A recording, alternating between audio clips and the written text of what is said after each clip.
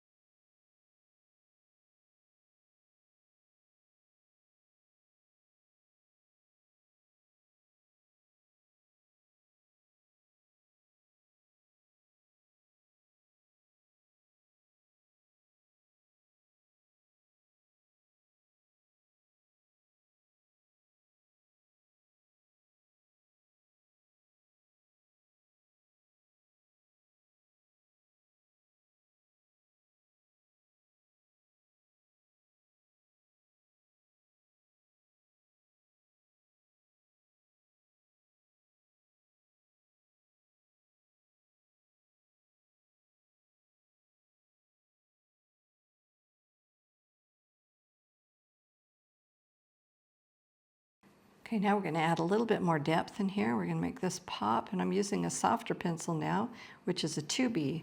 So B stands for black or bold, so it comes off on the paper even darker. I'm going to try to not lose the shape of the cone, the little texture of the cone as I shade it. So I'm going to go a little bit darker on the inside of these squares, but I'm still shading the other areas as well, just not quite as dark. And you can see I'm just kind of building up that value to make it pop. And I added texture in the ice cream, but I didn't color it. I know that it's a light pink, but I didn't think of the color. I just looked at the value changes that I saw in there and added those as I saw them, trying to get that texture that I see. And now I can see the ice cream cone. So dark sends things back and light brings things forward. So the outside edge of the cone, we want to be a little bit darker here. The light's shining on this side, so it'll be lighter on this side, but we don't want this cone to look flat. We want it to look three-dimensional. So we also want to have the texture that we see on the cone. So we have to be careful not to lose the texture as we do the shading here. So we're going to go ahead and just make it pop a little bit more and get that texture in and add some more shading on this cone.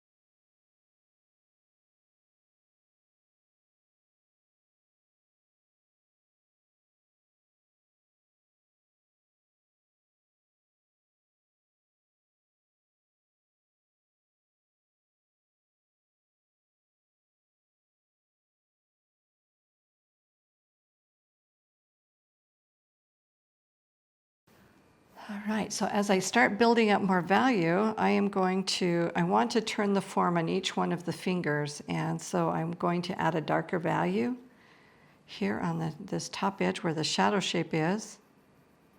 I'm going to press a little bit harder, and I'm going to lighten my pressure as I go out, little tiny scumble strokes. And right now I'm using a 2B because I want that dark value in there on that shadow shape, and I want it to pop. And you can see here that the value is a little bit darker here as well, so I'm going to lighten my pressure, stick with that same pencil for a minute, and start turning the form from this side over too. So we talked about before, light brings things forward and dark sends things back. So we want the outside edge to be a little bit darker and to go back. I like to hold my pencil from a distance to get a lighter pressure, so I'm going to go ahead and add just a little bit of value right here around the nail and on the edge of the finger here.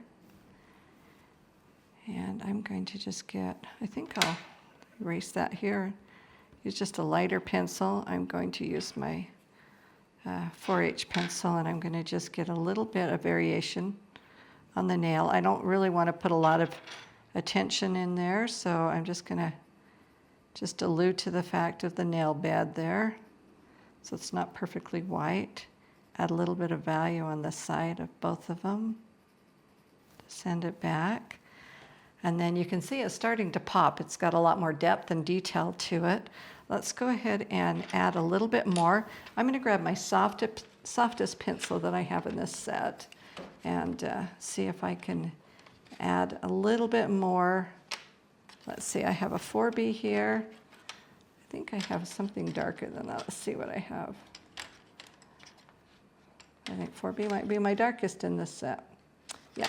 So I'm going to use my 4B pencil, and I'm going to add some values in here. And I'm going to use my artistic license. In my reference, you can see that it gets a little darker in here, but there's not a lot of darks through here on the little napkin that's wrapped around the cone. But what I want to do is I want to use my 4B pencil and just put a little bit in there just to make it pop and give it a little more interest and to pull the finger away from the napkin area. So I've got the 4B pencil. It's nice and sharp, and I'm just doing little tiny strokes, and I'm just putting a patch of value in just a few spots. I don't want to color. I don't want the napkin to feel colored or anything. I just want to get some deeper folds in that napkin and to make it pop and grab your attention here. And you can see how this comes out a little bit. I'm going to use a darker pencil to send that out just because I want that negative space to be a little bit more prominent. You can use thin and thick lines, hard and soft edges, and you can use value to create interest in a piece. So I'm going to just put a few little pops here, just let it a little darker here, let it kind of dissipate, and then it will come back a little bit with a little punch of darkness here. And you can see how much more interesting that is just to have a little value change. And we don't want to outline everything. We just want to create the folds in the fabric. So I'm looking back and forth at it. I call metronoming when I go back and forth and look at the reference picture, then look at the drawing, and then back to the reference picture. And I want to get some depth in here. I can see that this area is looking a little flat, so I'm going to put a little punch of darkness in a couple spots here just to give it some more interest as well. And I'm going to add some dark here on the finger that is shaded here. And just a little punch right in here. And then down here we've got some darkness as well.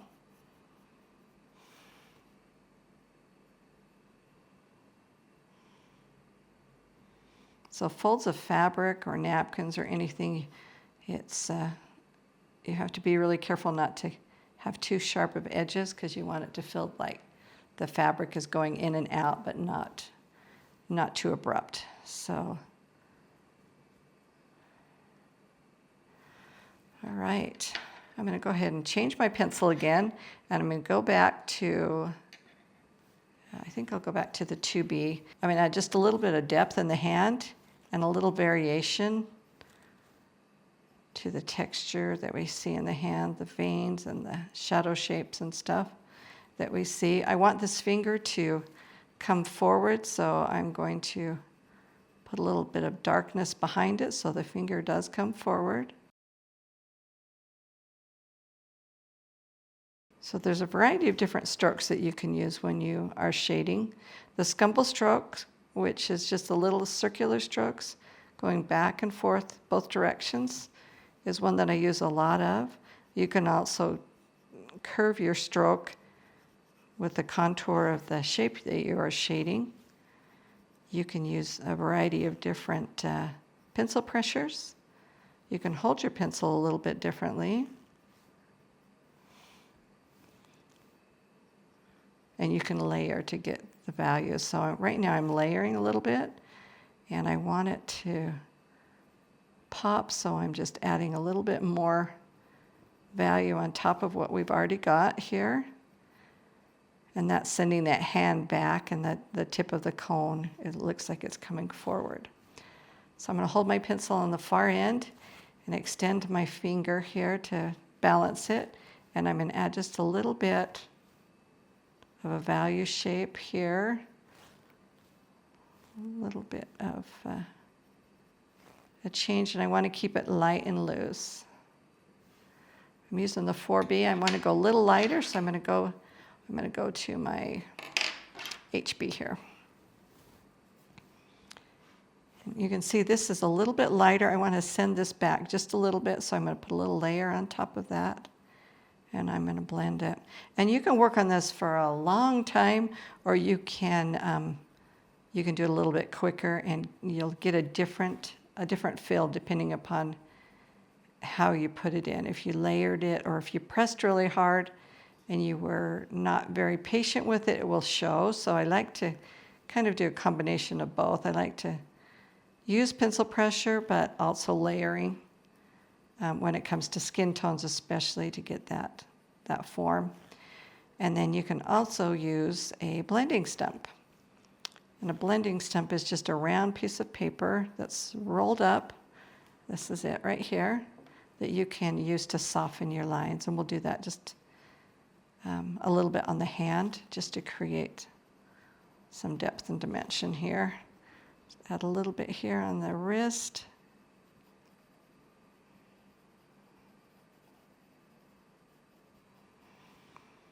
And I think I want a little bit here on the finger here so it doesn't look too flat. A little bit more shading. And I'm going to use this blending stump. The blending stump you use the same way as a pencil. It's just your pencil pressure. So you're going to just barely touch it if you don't want it to be too dark. And you can soften your lines with a blending stump. I don't use a blending stump a lot. I like a little bit of it sometimes, but it can tend to overwork your drawing and the shading if you're not careful. So you want to be really careful if you use a blending stump. We're just going to add a little bit to the fingers.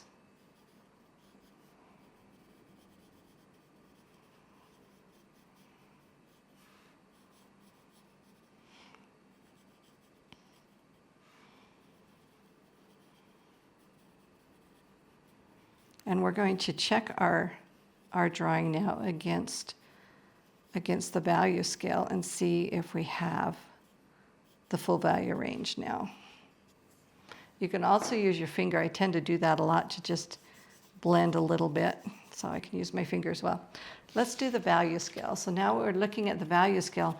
If you remember before, we only had these 3 values. Now let's look at it. And can you see how we've got a bigger range of value? We've got some of these values in here. We're getting darker and darker. And in just a few spots, we've got it quite dark. So while I look at this, I can see mainly from here over, but I don't see a lot of this, and I don't need a lot of it because it's not a dark picture. But I'm going to just put a couple little punches of that darkness using my 4B pencil. I'm going to just press harder and layer it. I'm going to put a punch of darkness, and then I'm going to soften it out so it kind of fades away in just a couple little areas just to make it pop. You don't need very much. You can see just a little bit of darkness, a little bit of a value change will really make it pop. So just that little bit, we've got some more of the dark values in here, and we've got more of a full range.